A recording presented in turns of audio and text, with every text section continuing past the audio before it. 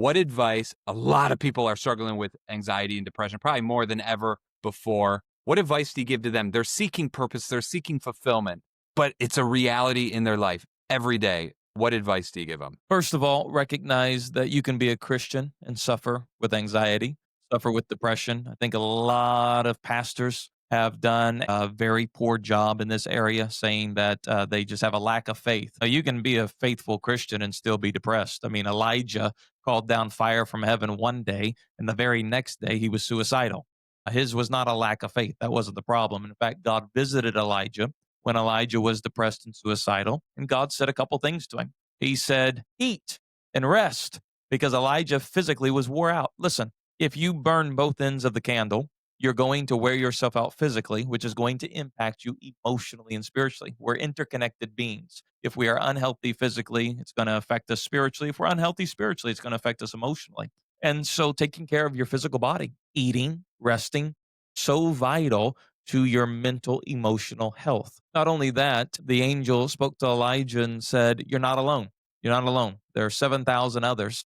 Elijah thought he was all by himself. I'm the only one. Yeah, which is the So classic case when you're in one of these states. it's the class. I'm the only one. No, you're not. You will be shocked. Everybody is struggling with something, and some of us hide it better than others. But everybody is struggling with something. So you're not alone. You are not beyond repair. You are not so broken that you cannot be restored. We're all dealing with stuff. So eat and rest, recognize you're not alone. And then the final piece of advice given to Elijah was go get in the presence of God, because in God's presence, there's the fullness of joy. And so that looks different for That. everybody.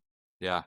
For some people, that's worship music. For other people, that's reading their Bibles. For some people, it's going out in nature. They experience God. I have a lot of people say when they're out fishing, that's when God speaks to them. God doesn't speak to me when I fish. I hate to fish. So God doesn't talk to me there. The devil does. That's who talks to me when I go fish. Yeah.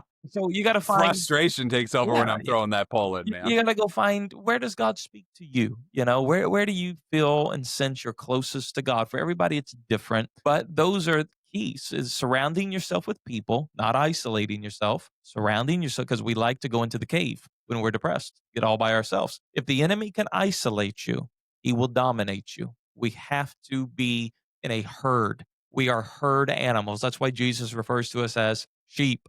We are not good on our own. We are a herd animal, and so we need one another. So those are just some practical things to help people who are battling anxiety and depression.